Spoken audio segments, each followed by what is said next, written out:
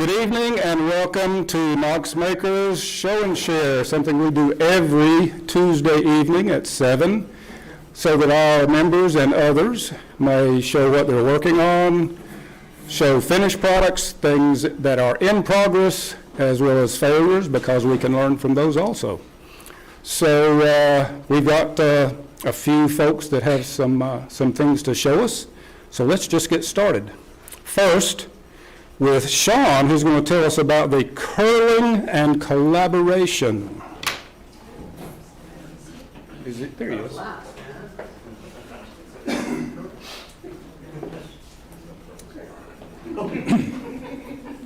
Sorry guys, I thought I'd be last. So I'm actually going to announce that we have I'll call it a new event.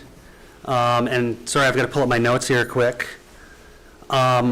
It's a project, actually, and what it is we are going to make, where did he put it?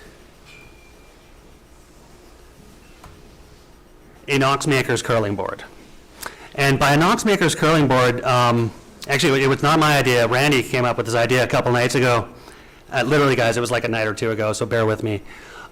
We figured that, well, why a curling board, right? The Olympics are coming up, and curling is cool and fun.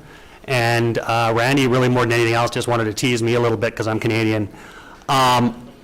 This, however, we're going to do it as a collaboration with arts and crafts, and it's just like a community build. So everybody's welcome to come out. We're going to do our planning on Thursday at 6, and then on Saturday at 2:30, we're going to do our build, however that turns out. We're really doing this like, you know, the shenanigans and goof-offery more than anything else. We do plan on having a tournament at some point, and like anybody can enter. We have no idea yet what we're gonna do around that. This is really just something we're doing for fun.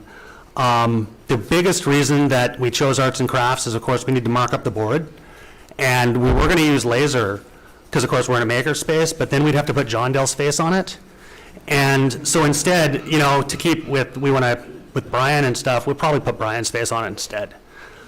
Just to keep it, you know, a little bit more Knox Makers. So we just invite you guys to come out, and everybody's welcome. We'll be here Thursday night, and then Saturday as well. Oh, sorry, yeah. This is going to be a practice one, right? Not an ice one. This is not going to be an ice one. It's not cold enough. No, we're talking like basically building it out of wood type thing, like if you think of like a game board, more so.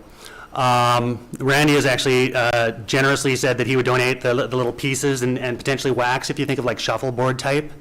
And then, you know, we'll basically here build it, decorate it, design it, and everything else. So, cool. Yeah. So, probably like, I don't know, like maybe depending on what we end up doing, 6 to 8 feet long and 2 to 3 feet wide maybe is what we're talking about right now. And having the top, you know, good enough that you can slide things on it and curl-ish. So, cool. Thank you.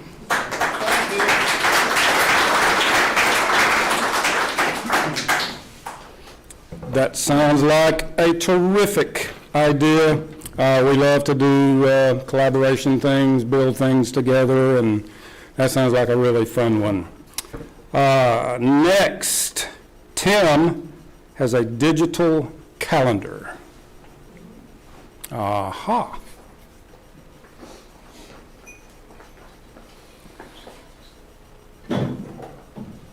How do I use this guy? Hello? It doesn't work? No. Am I going to lean in? All right. Cool. All right. Hello, everyone. A while ago, thank you. A while ago, I found on the hack rack somebody had donated a Mac Mini, and there is always a collection of monitors available. So I took this guy home, and I decided to install a program called Magic Mirror, which is a thing that people use if they have a spare monitor. A lot of times they put it behind a reflective surface, and then they can use it like a mirror that shows like calendar things and all that, kind of like in sci-fi movies. But it's a free program. Yeah, it's not for the faint of heart setup-wise, unfortunately. It's, for those that understand it, it's an Electron app, and you're editing some JavaScript files and CSS files in order to kind of organize your stuff. But after learning what all those things were and setting it up, I made it so that it pulls, let's see, our monthly calendar. Like my wife and I, we have a monthly calendar that syncs on our phones and all that. So it pulls that up, pulls that on our kitchen, and we have a weekly forecast on the side, and it's just there, and it updates on its own and all that. What else? Oh, I'm not usually a fan of Apple stuff. They make great stuff, but I don't like being locked into it. So I found out that somebody actually made a version of Linux that runs on this. And there we go. So there's Fedora Linux running on this guy. And that's what we got working. And my total monetary investment was about $6 for that cable guide and a few more cents in 3D printing filament and command strips to mount that to the wall. And then whatever number of hours it took me to figure out how to actually get the calendar to work. Yeah. So where's it pulling information from? So the cloud. I have a thing called Nextcloud, which is kind of like OneDrive or Google, whatever, that stores my calendar, and it pulls it out of that, and then forecast from whatever free weather sources. So you. Merging multiple calendars, your wife's calendar and your calendar, and just putting it together? Yeah, you just list them all, and there's a configuration file, and you list them all and a link to it, and then after figuring that all out once, thankfully, it just does it automatically. This was an Intel Mac mobile one. Yeah, so the project is called T2 Linux. I think it's 2016 was the cutoff date, but there's their website. It was as simple as installing Linux on any other computer. For those that are familiar, you put it on a thumb drive and put it on there. As simple. Yeah, sometimes it's worse. This one wasn't worse. Okay. Yep. Yeah, so that's that. Yeah, Is it a Mac Mini or an Apple TV? Mac Mini. Is it Mac Mini? I think it's a 2016 Mac Mini. Oh. Yeah. But, Cool, thank you.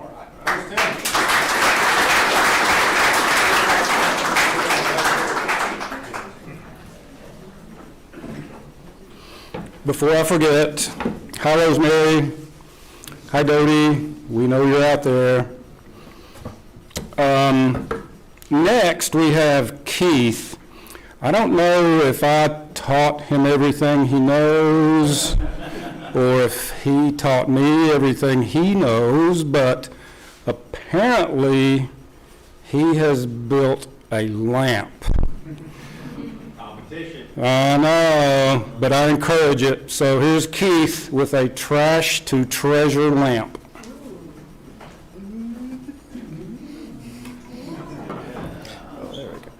Yeah, since we're getting funny, I'm not sure if you guys were here mid-December, but there was a gentleman from UT that came in with a exhibition he was trying to put on in conjunction with the sustainable arts people there to kind of go into a storage unit that he had that was all the leftover things that were there from the students when they went home. So it was all abandoned stuff.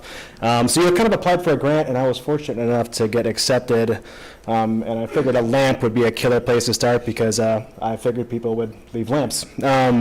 So I just kind of started to deconstruct everything down to all the pieces. The neat thing was this kind of main one here. That was like kind of a vintage piece with a lot of really cool like stamped metal palm leaf looking guys. So I kind of broke everything down as best I could of what things I thought I could use and that would fit together really nice, and put it all together to this. The only thing that was mine that I used outside of the things I took from there is basically the cogs, which is kind of a telltale sign of my stuff, and then the wood itself, like so the little bodies for the kind of flowers, then like this kind of piece of wood with like the raw edges on it that I turned down to kind of be the body of it, and just ran all the wiring internal and kind of have it pop out the back and route down to the bottom. And the kind of lamp with the flower petals on it that I took all the leaves from twist it apart too, so they would even like, use the base. And then all these kind of laser things. I wish I took a picture of it when it was whole. I kind of kept going back to it in the storage unit. It was kind of like this, I don't know, maybe almost like most of a tennis ball tube size cylinder. It was a puzzle. I saw, you kind of had to twist a whole bunch of, I couldn't figure it out. But I did notice that there was the triangle with the eye on it. I don't know if that's like the Illuminati money thing or whatever. It was a bank, there was money in it, so it was like a bonus, you know what I mean? Like, I ripped the lid off, I'm like, ooh. So that was kind of cool. But yeah, that's what kind of all the little dangly guys are around. I'm wanted to like reinforce the shade a little bit, and took some of these flowers off of some of this kind of wrought iron. I don't know if it's for like vines to crawl up, but turned out neat. They have an exhibition going, I believe it is in the end of March, with all the stuff that people made. I will post some dates when that comes up. That'll be down at a sustainable center downtown, which I'll also post the particulars of that whenever it's up. But I think that exhibition will be going for a month, so if you get time, come check it out. Thank you so much. Oh, perhaps. I did zip tie the cord. Underneath that table. Yeah. Yeah, so probably now. Show people afterwards. Yeah, we'll cut it. Yeah, it's like a pretty normal bulb. I didn't put like a flashy like Edison bulb in there. I wanted to like use as much of like, the guts of all the things I took as possible. So it's just like a normal like LED bulb that's in there. But yeah, it looks kind of neat with like little dangly guys. What's the shade? What did it used to be? It was a shade. So this was like a candle, like the finial. So I just like scraped all the wax out and just like put the nut inside of it and threaded it on. And this was like a small kind of posable desk lamp.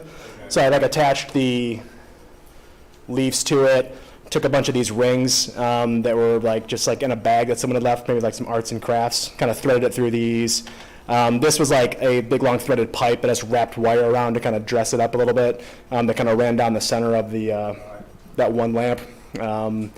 Yeah, but like the petals were super cool, and like little tiny cogs from that puzzle and stuff like that. I kind of integrated into the flowers. All right, thank you so much.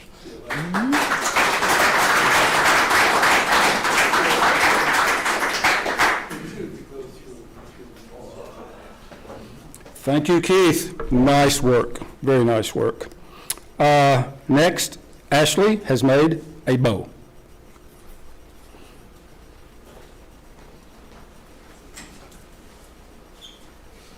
Technically, I messed up a bow. So this weekend, it was snowing, as you all know, and I had set up our living room for like a little crafting time with my daughter, and we were watching Supernatural, and I just started going, and I ended up making this bow, and it's beautiful, except I had left this section on.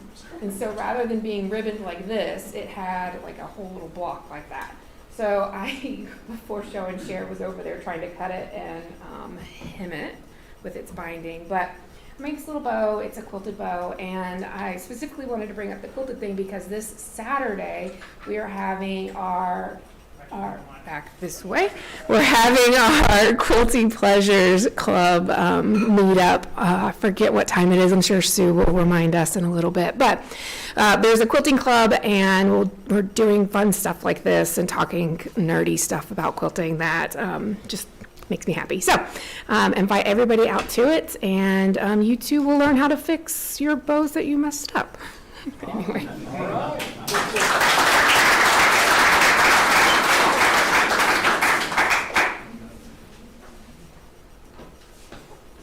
Thank you, Ashley.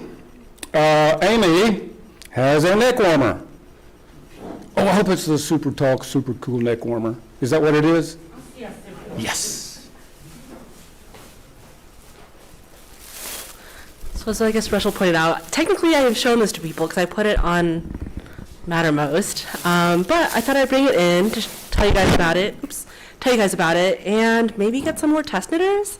So, a while ago, when I went to my brother's wedding, his mother-in-law noticed that I was wearing some stuff that I had knitted myself. She was a big fan, so we traded some polished rocks for knitted stuff. And then she sent me some really cool yarn and was like, can you recreate this neck warmer that I have with this like indie hand-dyed yarn from where she was in Michigan? And I was like, yeah, sure. I'm in between projects anyway. And I just asked her to send a bunch of photos and measurements of the original garment, and I would figure it out and just recreate it. So I'll just hold it up because you can't completely see it, but it looks like this. And it has like a front bib and a back bib. I'll just put it on real quick so you guys can see what it looks like. So it's kind of, I should take my glasses off. I'm not used to wearing them yet. It's like not intuitive when I need to take them off. But it was made with really fingering weight yarn, like pretty fine yarn. And at first, I didn't think I had enough and I used a bigger needle. Is it on correctly? It's hard to tell with my sweater. I think it's on correctly. I think it looks best with like 1 or 2 buttons up because it looks kind of like a turtleneck and it kind of fans out. But I ended up taking those measurements she gave me and I started diagramming it out. And like every row I knit, I would write. So I started with, what order of these pages did I leave? Clearly I haven't looked at this in a while. I like made a diagram. And then I started writing out like, okay, like how many stitches this way and that way. And I took more notes as I kept going, clearly scratched a bunch of stuff out for like 5 pages, and this is just the front side. I stopped writing and handwriting it after a while. And I finished the whole, front side and realized the gauge was too wide. It was like they live in Chicago. And I didn't want the fabric to be so loose, because if you, I didn't swatch it. Normally when you're designing something or making something new, they say you're supposed to swatch something. I've literally never swatched anything ever in any of my knitting projects. It just didn't seem, so you knit this little square, just to see with this needle and this yarn, and after you block it and get it wet and all that, like what does the fabric look like, and you can get a feeling of like how open it is, and like how many inches, or how many stitches and rows you have to get to like have it. It's like gauging, it's like calibrating, you know? How much do I have to knit this way and that way to get these dimensions? I don't know why I thought I didn't have to do it when I was designing something from scratch without a pattern and no one to tell me what to do. So after I decided maybe I didn't like this, then I decided it's probably a good thing to swatch before I make the whole garment, and then realized it was wrong and I don't like it. So I swatched with the needle size that I used to make this front side, which is clearly not what I went with because it's not attached to the garment. I don't know how well it shows up on camera, but you can like see through. There's like holes in it, which again, they live in Chicago. It's not ideal. So then I remade a swatch with a smaller needle size, and this is still not zoomed in. That's not helpful. They're both green squares. Anyway, you'll have to trust me. This one's tighter and does not create a fabric with like big holes in it. And it's softer for some reason. So I started over, I redid the math.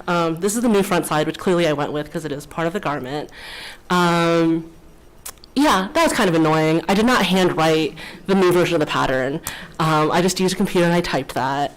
And now I have a garment, and if anyone wants to test knit, I was thinking about publishing the garment, and if you would like to help and just test knit, tell me if there's anything confusing about the pattern. That would be super cool, and I will pass this around so you guys can look at it. Thanks.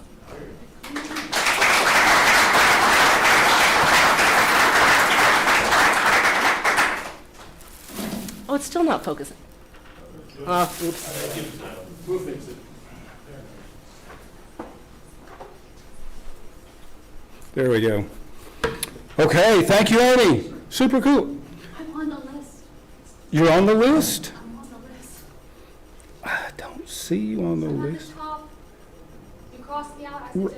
Oh, I'm sorry. It's okay. I was in the room anyway. Okay. Rex is next. With stained glass, right? Yeah, that's right. Okay. I'm sorry I did that. No big deal. Okay. All right. Okay. Okay. Hello, my name is Rex, like the Tyrannosaurus Rex. Arr! So I did 2 stained glasses. I already showed you the first one. I'm going to show it to you. I'm going to take my glasses off here. Let's see here. There it is. Stuff Rex made. Cool. And I figured out how to do like a file, which was interesting. Okay, here we go. Open. Oh, come on. It's not opening it all the way, though. I don't know why it's not. Oh, that sucks. Do I just click on it twice or something? Big. Okay, that's fine. I'll just go to the other spot on the photos. Somewhere. Go to the regular photo spot.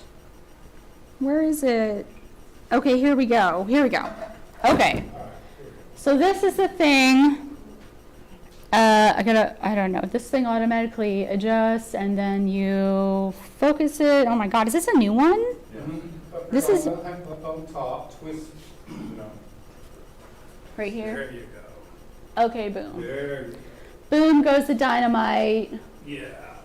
And boom goes the dynamite. Okay, this is like just a neat thing I made out of like the stuff that was in the we had the stained glass classes you have to practice on like pieces of glass and stuff. So this is like in the throwaway pile, and I just thought that I'll make a neat thing, and they're all like it's all like connected by chains. It's pretty cool because it's like kind of big. It's like this big, and it's bringing it here would be a disaster. It would just fall apart. So I just took a picture.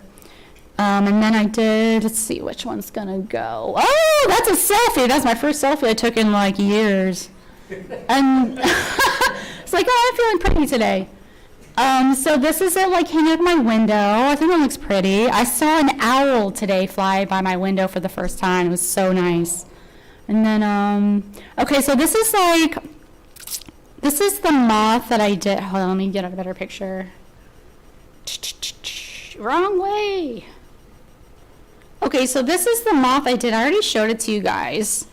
And the moth originally had like too much of the solder on it because I didn't use any flux on like this part right here.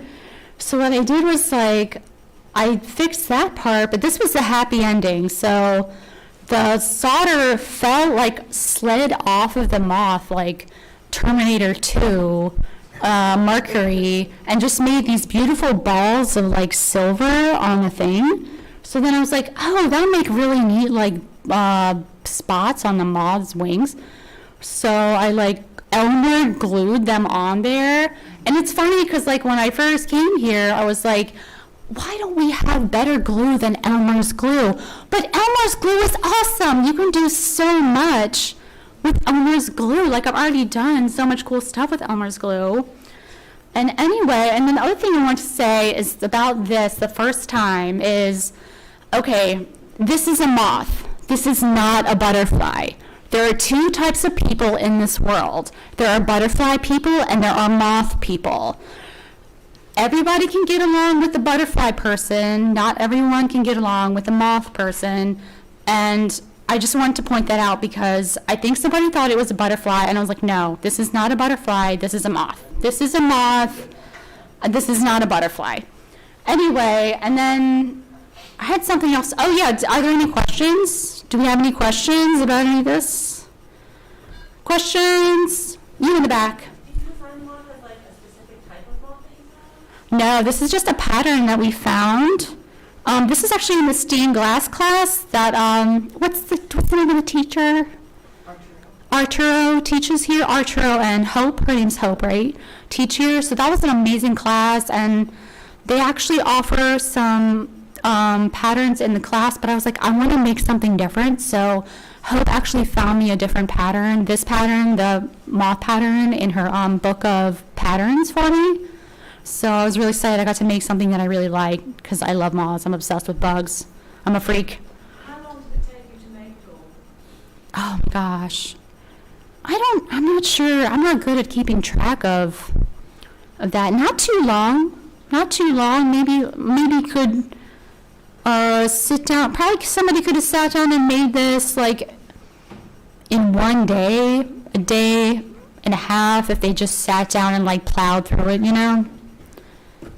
Yeah, any more questions? Could you use it as a wind chime or would it break?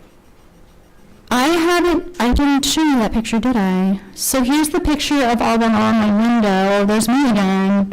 Ooh, sexy pose. No.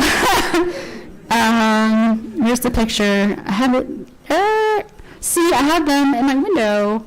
So actually, a very nice person donated some excellent hooky jobbies with like the suction cups on them, and I was like, there's no way these are going to be strong enough to hold this heavy glass, and they totally do.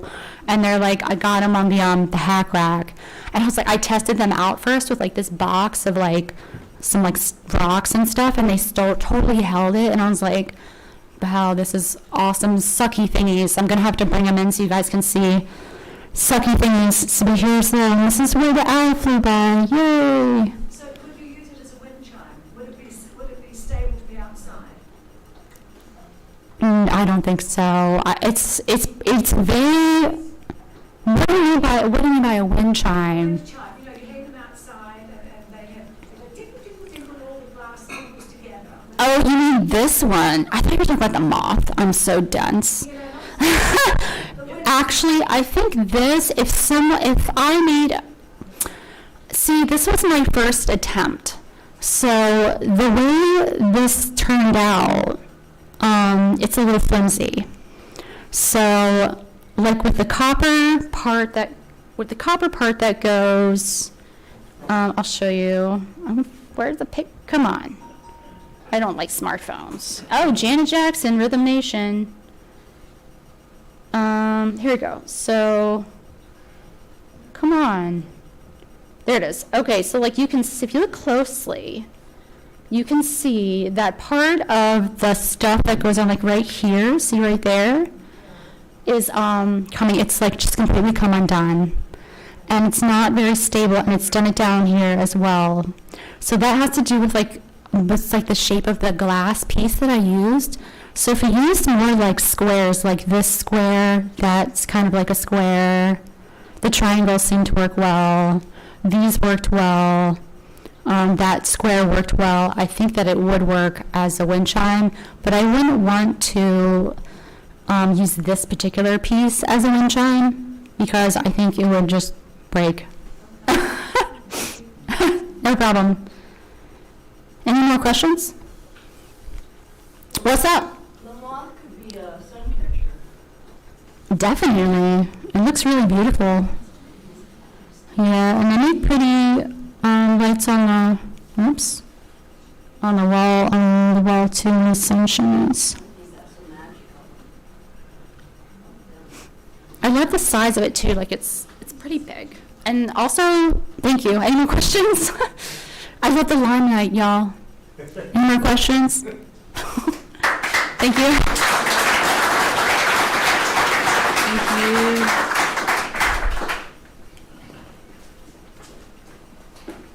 Thank you, Rex. Now I'm a little paranoid that I may have marked somebody else off. Matt, were you going to talk about a new class, or did you do that last week? Where's Matt? Where's Matt? I do not see Matt. That was last week. That was last week? Yeah, all the top is from last. Okay, all right. Sorry I did that to you, Rex. Oh, no, it's okay. It's no big deal. Okay. Right here who has another show here. I know, I've got 2 or 3 more.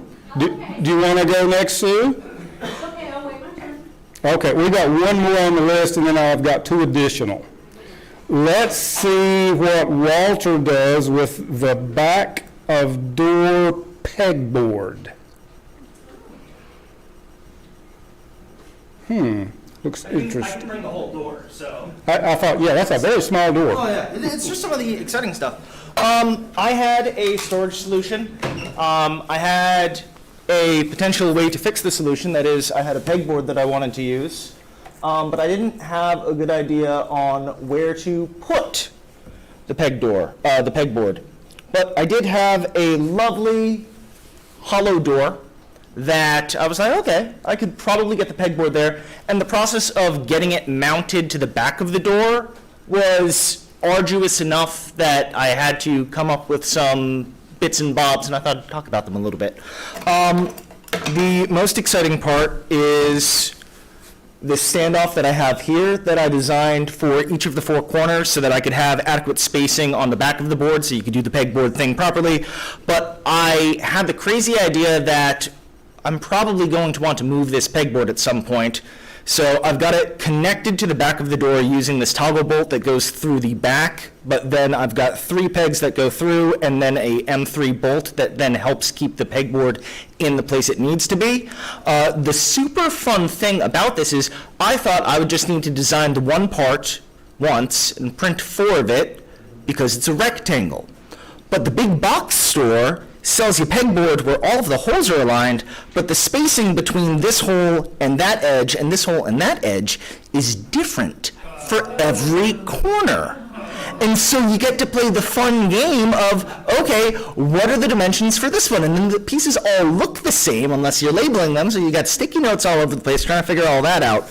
But eventually we get to the point where we get it on the wall. And mainly I needed somewhere to keep my filament, but I also refuse to throw away lots of things, and so I've got lots and lots and lots of cans. And thought to myself, why not get some useful bits and bobs there? So can that would otherwise be thrown away goes, well, not thrown away, recycled, but then thrown away because single stream doesn't work. That goes in there, and it takes up a 4x5 slot on the pegboard. And I've been just hammering them out nonstop. I think I'll have like 2 more that I need to do, and then I need to put some more spools of filament on there. But if nothing else, PSA, if you've got a hollow door and you're looking for some space, throw a pegboard on the back of your door in the closet. Gives you a whole bunch of vertical space that you didn't know you had. Any questions? Yeah. What is the can for?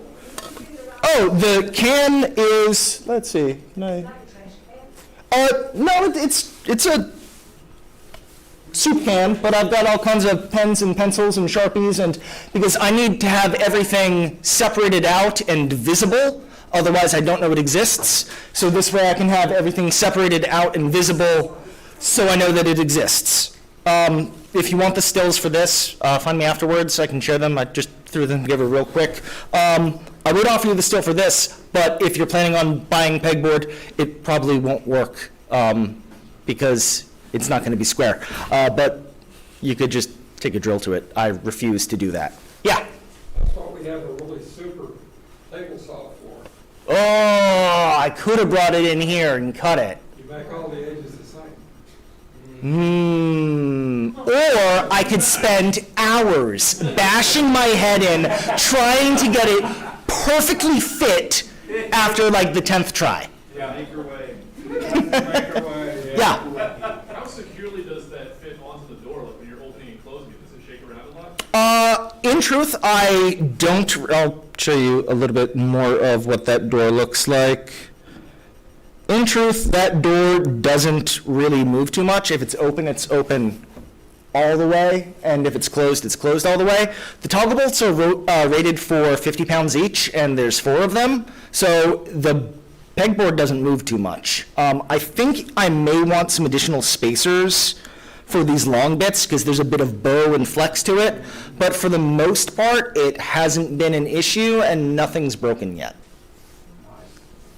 Yeah? The toggle bolts go all the way through to the other side of the door or to the interior? To the interior of the hole. So I had to cut the bolts to size so that it would fit. But theoretically, I could do one on the other side as well, as long as I make sure that the rectangles aren't lined up. It would be smaller if you went all the way through and then just added the bolt on the other side of it. Yeah, but then I've got an ugly marred door on the inside. Part of it was I don't want to have a pegboard making the home office look ugly, and this way I can at least pretend it's clean. All right. Thank you so much.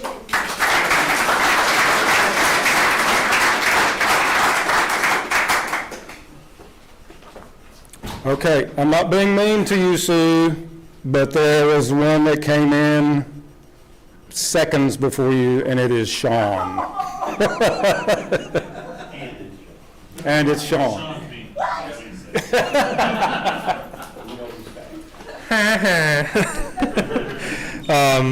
some of you know that I sometimes make dioramas for the capsule machine, and they're sort of built into the capsule itself. So I made a few more recently, and the ones I like to make are sort of cosmic horror adjacent, I guess, on their surface. So this one is, I did some clay mushrooms, but then I turned it into a scene where you can kind of see a little bit that one of them is a massive skull growing out of a massive skull, and that's also clay. And then there's also little teeny tiny people on it, if it would focus. So they are larger than human-sized mushrooms. Also, this one glows in the dark, the green one, painted. But yeah, just people walking through a giant mushroom forest on that one. And this one I have affectionately come to call this one the Prince of Darkness. Hold on, let me get the, I know I have to make sure the actual diorama itself doesn't pop off the base. But this one, as I said, I call the Prince of Darkness, a possum atop a mountain of bloody skulls. And this was, yeah, clay, and then we have these skull beads in arts and crafts, and I was like, those are like perfect scale for this possum that I. So I actually might end up keeping this one because I end up liking it so much. But the other ones I make do go into the capsule machine, so people have gotten them and have been pretty surprised to find them in there. So yeah. Larry, he answered it. Those were the skulls. Oh yeah. So the base is like air dry clay that I actually pressed the skulls into beforehand, took all of them off, painted it, and that way the skulls kind of fit smushed into it already. And so they slotted and weren't all just sitting like on the surface, and then glued them up afterwards. Yeah. Is the capsule machine like always a thing, or is that just for the markets? Yeah, I mean it always exists in the space, but yeah, they're for the. I mean anybody can get something from there whenever they want, but yeah, we bring it out at the market for people to get their random mystery capsule. Did you make a little people? No, those are like modeling, like railroad modeling size. So they're like one. I have a few different scales. So like some that are like an inch tall, and then down to these, which are pretty much near the smallest, and they're not super detailed, just because they are so tiny. But some of the ones that are a little bit larger are surprisingly detailed. So, yeah. You're raising the bar. Thank you, Duskin. All right, thanks. All right.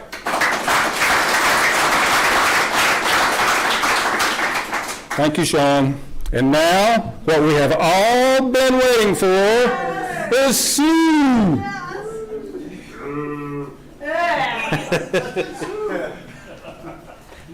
Actually, I think it's great timing that I came after Sean because he talked about the little baubles. And as you all know, I did amigurumi for the little baubles. Amigurumi, I used to say that was just crochet miniature animals, but it's also other objects. So I started working on my newest. Is it a frog? It's a bullfrog. Rabbit. But what I've started doing, and that's why the share tonight, is the eyes. If you do amigurumi, you have the safety eyes. And in this smallest size, they only come in black. Well, I want something other than black, because just plain black wouldn't work on here, right? You got to have that green.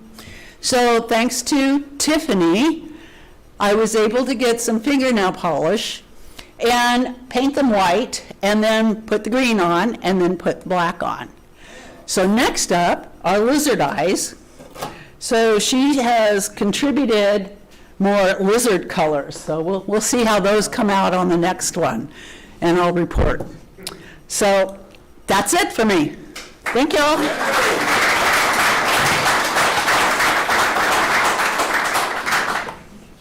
Oh, that's not neat, but you'll fix it, right? I'll fix it.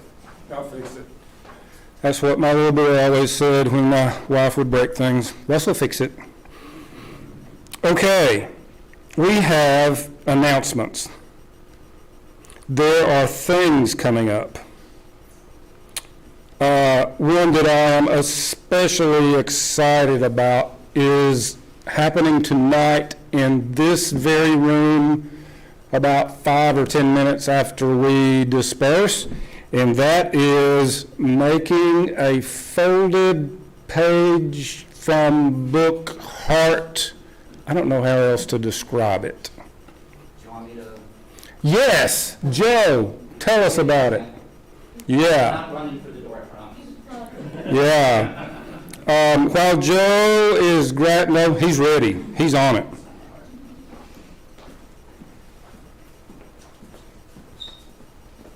Hello, everybody. If you'd like to stick around afterwards, we often do a project after show and share. Everybody's welcome to come out. And in honor of Valentine's Day, we're going to be turning a book folding the pages into a small little heart inside of it. So by the time you're done, you'll have a little guy in there. I brought 30 or 35 books, so hopefully we've got enough to go around for everybody.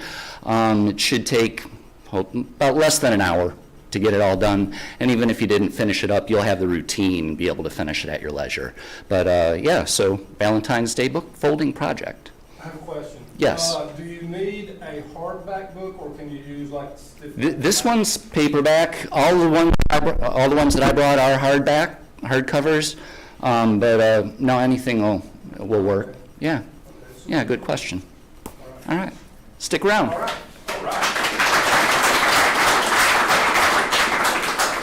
I think that's very exciting, and I really appreciate all the people that have stepped up to do lightning talks, crafts, and all these cool things. Thank you, Joe, and everybody that steps up to do stuff. On February 7th, Saturday the 7th, that will be this Saturday, is Quilty Pleasures. So if you want to come and gossip and talk about quilts and pleasures, there's your time to do it.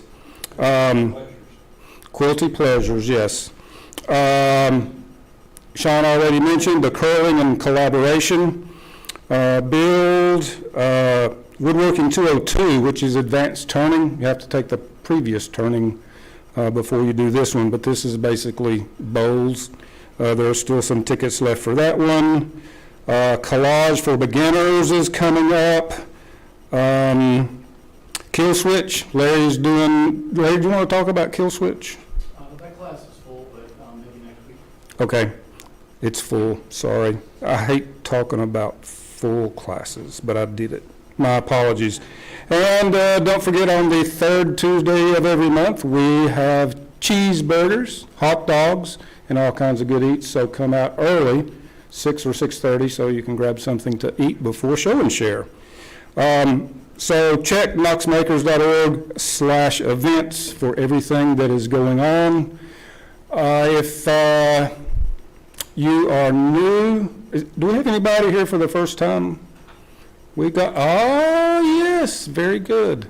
If you haven't had a tour, see somebody with a red badge. They will give you a tour, tell you all about us. We're a pretty nice bunch of folks, if I say so myself. I think that's it. So hang around, make a heart book, and if you're not doing that, hang out in the shop and make cool things. Thank you very much.